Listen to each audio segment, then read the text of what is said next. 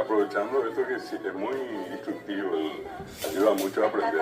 Porque jugás y aprendés más didáctico de eso. Y allí nomás existen pues los 4 elementos, ¿verdad? Que siempre se habla del agua, de la tierra, Agua dice, del viento y del fuego, ¿verdad? Pero el viento Y como eso era, es, y allí voy. Y es agua.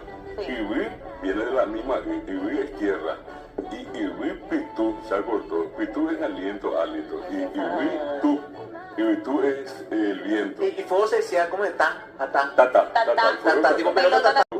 La mayor cantidad de palabras en algún momento de todo guaraní llevaban la palabra y. En guaraní, la i es una palabra que quiere decir agua.